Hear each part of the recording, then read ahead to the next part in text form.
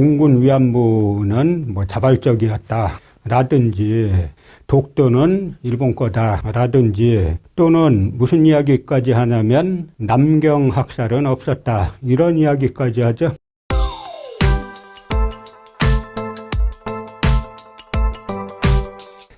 이번 시간부터는 한일 관계에 대해서 말씀드리도록 하겠습니다. 한일 관계, 현재, 과거, 미래 이렇게 써놨죠. 현재의 한일 관계는 과거에서 비롯되는 것이죠. 그래서 그 과거를 어떻게 푸느냐에 따라서 현재 한일 관계가 결정이 되고 그 결정에서 이제 미래가 열리는 거기 때문에 큰 제목을 이렇게 줬는데요. 여러 번에 걸쳐서 말씀을 드릴 겁니다. 윤석열 대통령이 뭐 일본에 가서 일본에 수상하고 강제징용 문제를 뭐 나름대로 해결하고 돌아왔다 그러죠. 여기에 대해서 일각의 비난이 상당히 높죠. 이 문제는 우리가 그냥 무조건 지금의 한쪽에서 말하는 것처럼 머리를 숙이고 해결해야 되는 문제냐 아니면 무조건 이제 일본 쪽으로부터 잘못했다라고 해야 되는 문제냐. 사실 해법이 쉽진 않아요.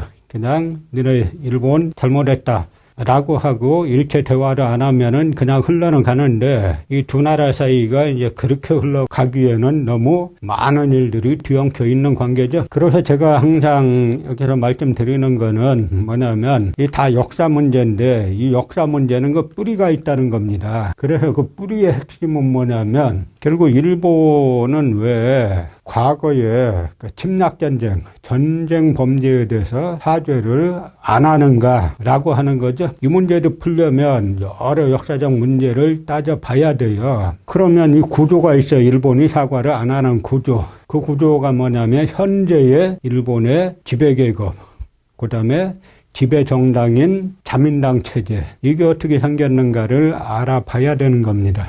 심지어 일본에서는 사사카와 재단이라는 데가 있죠. A급 전범이 만든 재단인데 영어로는 니폰 파운데이션이라고 하죠. 사사카와 류이치라는 인물이 A급 전범이 감옥에 들어갔다 나와가지고 사사카와 재단을 만들었는데 이 재단에서 주로 종군 위안부는 뭐 자발적이었다 라든지 독도는 일본 거다 라든지 또는 무슨 이야기까지 하냐면 남경 학살은 없었다 이런 이야기까지 하죠. 그런데 이 문제를 얘기할 때 일본 얘기만 하지 말고 우리 얘기도 하자는 겁니다. 우리는 그럼 문제가 없냐라는 이야기를 같이 하자는 거예요. 이런 주장을 하는 사사카와 재단의 한국 지부가 있어요. 아시아 평화기금이라고.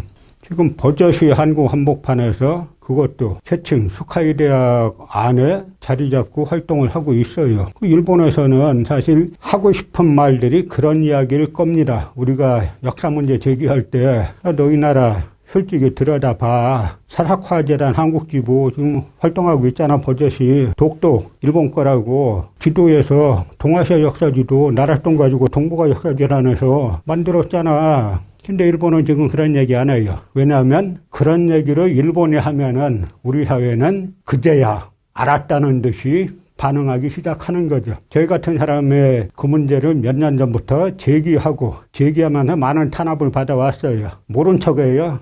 보수 언론, 자칭 진보 언론 다 모른 척하죠. 그런데 일본이 막상 그런 이야기를 하면은 너희 나라 국고로 만든 47억 가지고 만든 동아시아 역사지도에서 독도 우리 거라고 했잖아. 그러면 그제야 알았다는 듯이 반응하죠. 일종의 뭐냐면 우리는 이중 시스템이에요. 겉으로 돌아가는 시스템과 실제 내부로 움직이는 시스템이 따로 있는 사회죠. 실제 내부 돌아가는 시스템은 친일 일색이라는 거죠. 역사학계 아주 심각하죠.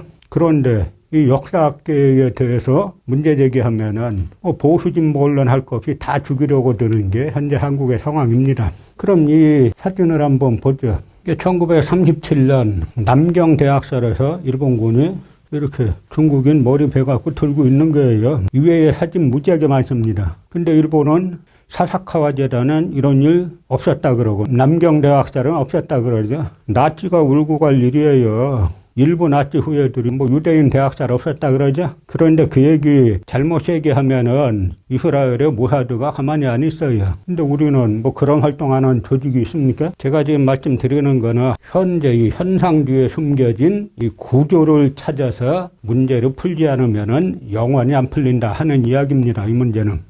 의미심장한 몇 장의 사진들이 있어요. 이 빌리 브란트 서독 수상이 1972년에 폴란드 바르샤바의 자메노파 유대인 위령탑에 가가지고 무릎 꿇고 참배를 했어요.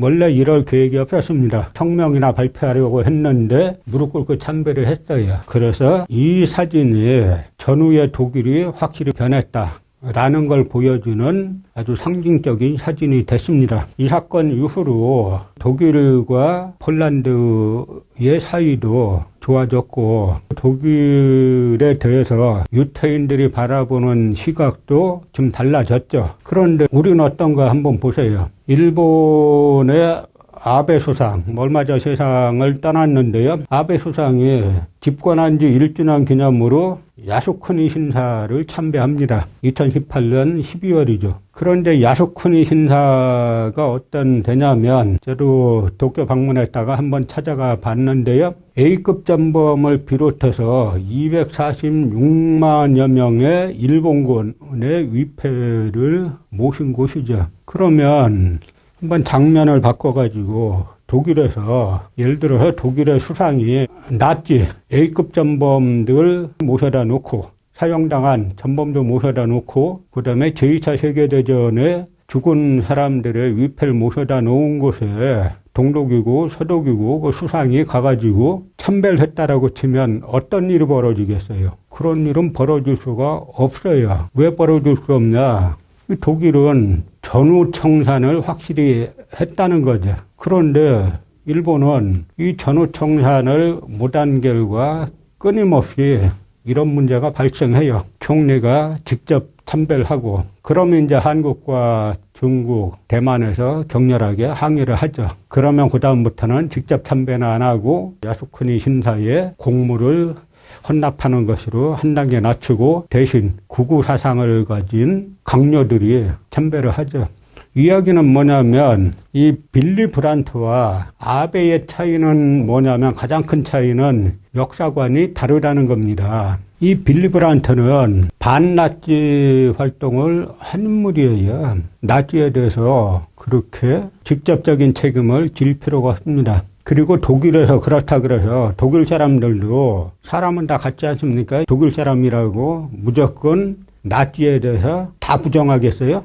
속으로는 우리가 전쟁에 패해서 그렇지 라고 하는 사람들이 없겠습니까? 그래서 빌리 브란트도 사실은 이 참배를 하고 난 다음에 독일 내에 상당한 비판에 시달렸죠. 그래서 겨우 그 다음번 정권 뺏길 뻔하다가 겨우 한 석 차이로 정권을 유지하게 됐습니다. 이야기는 뭐냐면 빌리 브란트는 자기의 정치적 손해를 감수하고 무릎을 꿇었다는 거고 그 이야기는 뭐냐면 나치가 잘못됐다라는 확실한 역사인식을 가지고 있다는 겁니다. 그런데 이 아베로 대표되는 일본 구구 세력은 잘못했다고 생각을 안 해요. 여기에서 많은 문제가 발생하는 겁니다. 아베의 외할아버지가 기시노부스케 일본 전 수상이죠. 기시노부스케 역시 A급 전범으로 투옥되어 있던 그런 인물이죠. 그런데 A급 전범으로 왜 투옥되어 있었냐? 이 기시노부스케가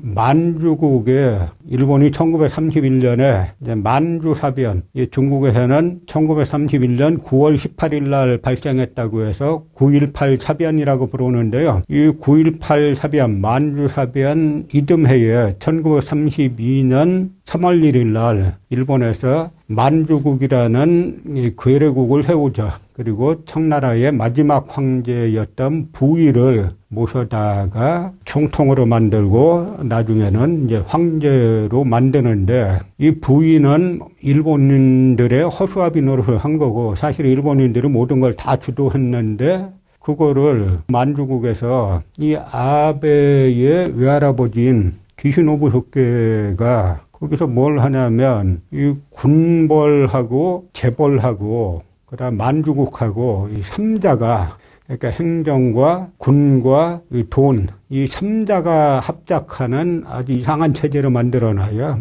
그 이상한 체제가 어떻게 보면은 일본에서도 전후에 사실은 일본이 전후에 평화헌법 구조로 군대 보유 자격이 금지가 됐지만 자위대라는 이상한 형태로 군대는 그대로 있죠. 그러면서 일본의 재벌 체제, 그다음에 자민당 체제, 이 시스템이 거의 만주국 시스템 그대로 오고 있는 겁니다. 만주국에서 만들었던 그 모델이 우리나라도 그런 성향이 없지 않아 있죠. 그러면 여기에서 뭐냐면 결국은 우리가 던져야 할 질문은 일본은 전후 청산을 전혀 못한 게요. A급 전범이었던 아베 신조의 외할아버지가 전후에 총리로 2번이나 역임해요. 만약 독일에서 나치의 A급 전범 출신이 독일 총리가 됐다. 그럼 어떤 일이 발생하겠어요? 유럽 전체가 난리가 나겠죠? 바로 이 차이 때문에 독일에서는